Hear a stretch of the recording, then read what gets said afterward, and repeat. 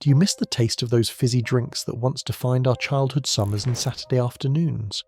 The ones that came in colourful cans, glass bottles with crown caps, or even straight from the Pop Man's crate? Then stick around, because in this video we take a look at 10 old fizzy drinks from your youth that brought a sparkle to every occasion. So let's go back to some flavours and drinks that you probably drank a lot before. So grab a cuppa, sit back, and let's pop open the memories.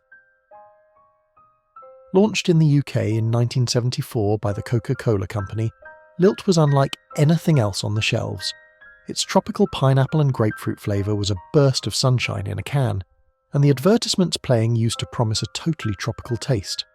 For many viewers, it's going to bring up memories of sandy beaches in Cornwall, when ice-cold cans were pulled from the fridge on hot days. Lilt's slightly sharper tang set it apart from sweeter rivals like Fanta and Tango, and it was mostly seen as a treat drink. While Lilt remained pretty common for decades, it did quietly fade away as Coca-Cola changed the branding and streamlined its product lines. In February 2023, the name was finally retired, and it was rebranded as Fanta Pineapple and Grapefruit. For fans, it felt like the end of an era. Though the taste still sort of survives, the name that carried so many memories is gone. Cresta was a frothy fruit-flavoured drink that was a really favourite during the early 70s all the way to the 90s. Launched in the early 70s, it came in a bunch of different flavours like strawberry, lemon and lime, pineapple, orange, and all of them were topped with a signature creamy froth. But what really made Cresta unforgettable was its advertising. The ad had a cool cartoon polar bear in sunglasses declaring, "It's frothy, man." These ads became cultural touchstones, the kind of thing kids would repeat in the playground while pretending to drink their own cool can.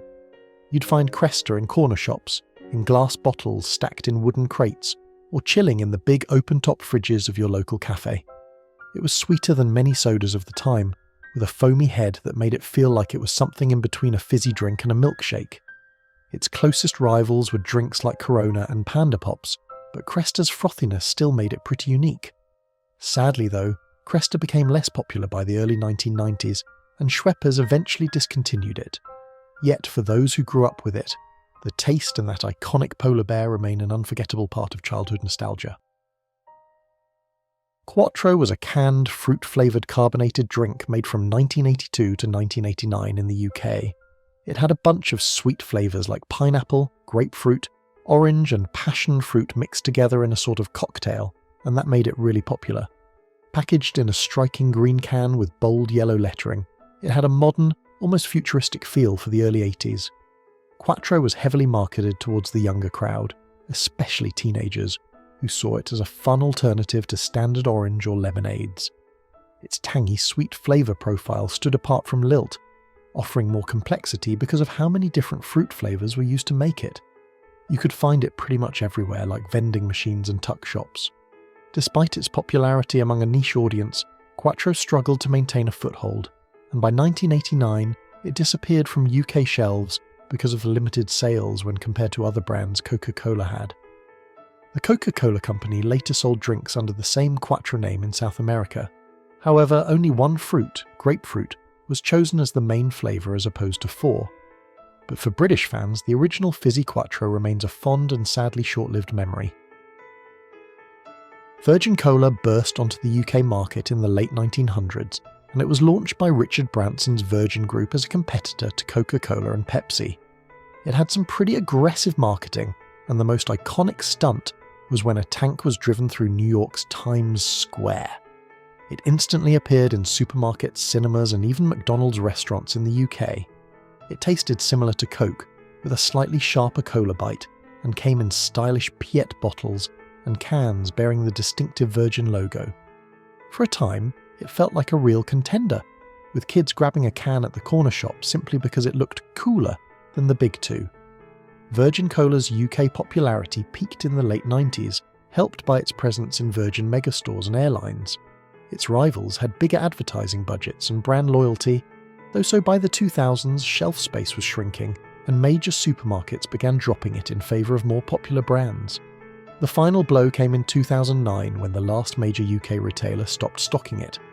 Although the brand lingered in some overseas markets until 2014, for British consumers, Virgin Cola became another sweet taste of the 90s that fizzled out far too soon. Sainsbury Cola was a sweet, budget-friendly cola that was launched back in 1966, and at the time it was really rivaling Coca-Cola and Pepsi.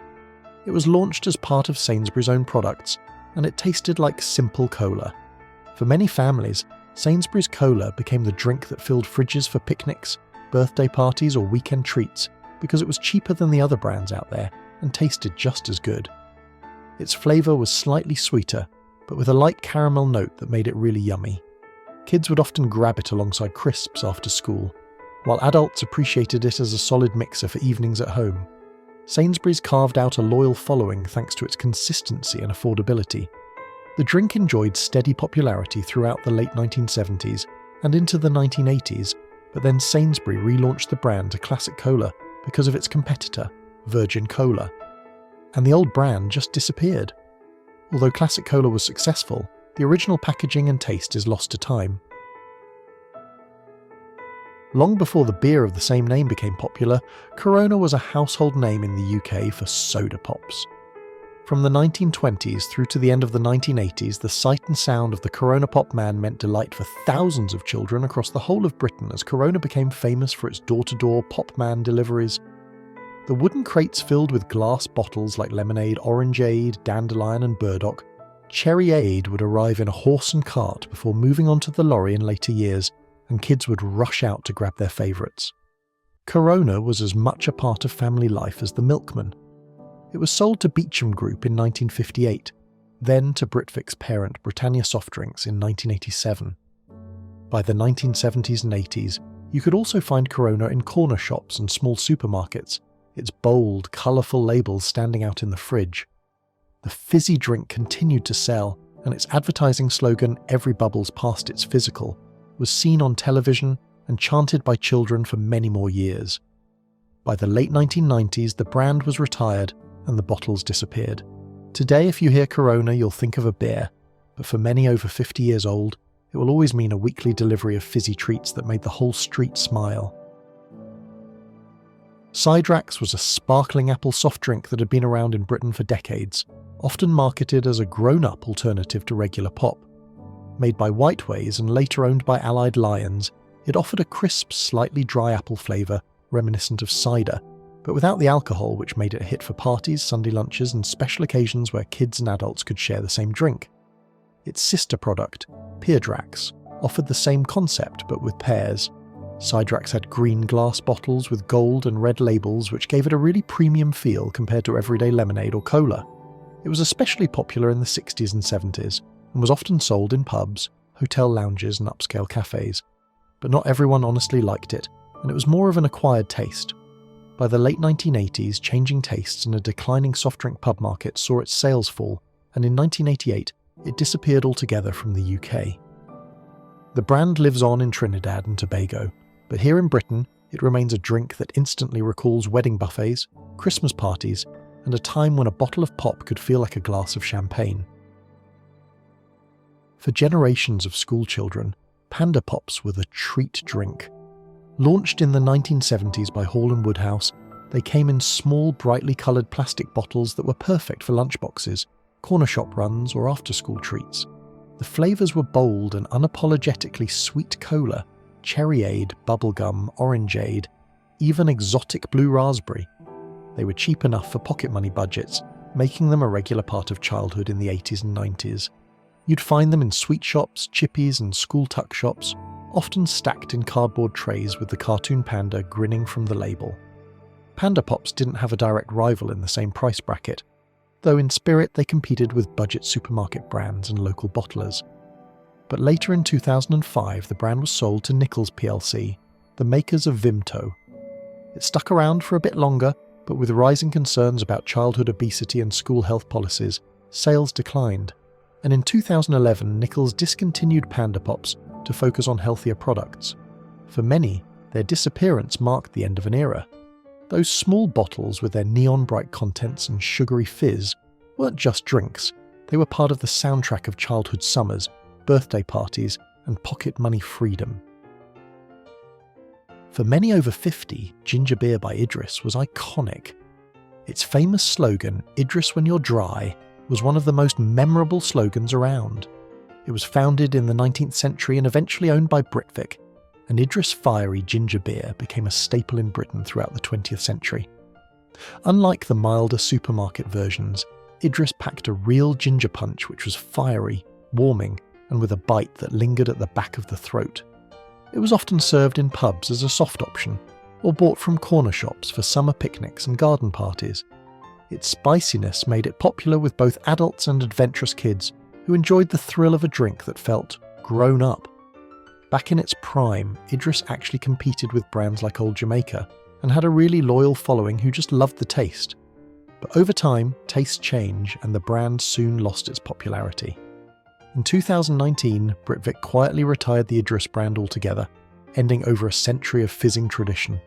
But for those who remember it, the smell of ginger still has the power to transport them back to long summer evenings and the satisfying burn of that very first sip. Before tropical flavours became mainstream, Coca-Cola's Cariba brought the taste of the Caribbean to Britain alongside its competitor, Lilt. Launched in the 1970s, it offered a refreshing blend of pineapple and other tropical fruit flavours, positioned as a bright, exotic alternative to everyday orangeade or cola. Cariba's golden yellow hue and sunny branding made it a standout in shop fridges, and it was often spotted in corner shops, youth clubs, and seaside cafes. Though inevitably compared to Lilt, it appealed to those looking for something a little more mellow, but still tropical. Despite its charm, Cariba never quite achieved the cultural impact of its rivals. By 1985, Coca-Cola had decided to discontinue it. It was mainly because they'd bought Schweppes out, so there was no point in having two similar drinks. That decision meant Cariba kinda just faded away. Today, it exists only in the memories of those who can recall pulling an ice-cold bottle from the shop fridge, with the condensation running down the glass, and tasting the promise of far-off sunny shores in every sip. If you've ever wandered into a British corner shop and spotted a glowing red can lurking behind the Coca-Cola and Fanta, then you might have been a bit shocked. Tizer. For anyone under a certain age, it's the drink that prompts more questions than answers. Tizer was once a pretty big name in the UK's soft drink world because of its colour and taste, but it had been slowly retreating from the spotlight for decades. But the original formula is lost with rivals moving in and tastes changing, even though you can still spot one of them like a blue moon. Born in 1924, the brainchild of Scottish businessman Fred Dyson, Tizer originally carried the charmingly literal name Tizer the Appetizer. Marketed as refreshing and invigorating, it quickly found a place among Britain's growing selection of fizzy refreshments.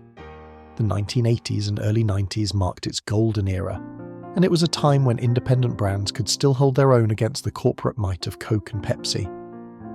With its shock red hue and hard-to-pin-down flavour, Tizer stood out in shop fridges, chip shops and school canteens. Describing the taste has always been tricky.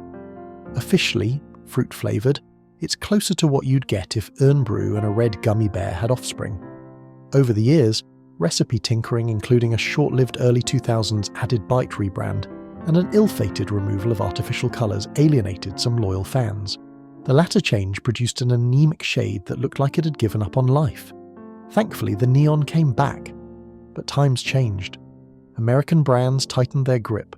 Health trends chipped away at sugary stalwarts. Like Panda Pops and countless local favourites, Tizer faded from the mainstream. Still, in independent shops and certain nostalgic corners of Britain, you can spot it. It's like a stubborn relic of a fizzier, flashier age, still daring you to remember what on earth it actually tastes like. And that's it for today's trip down memory lane. Give it a like if it brought back a pop of the past, and don't forget to subscribe for more fizzy nostalgia. See you next time.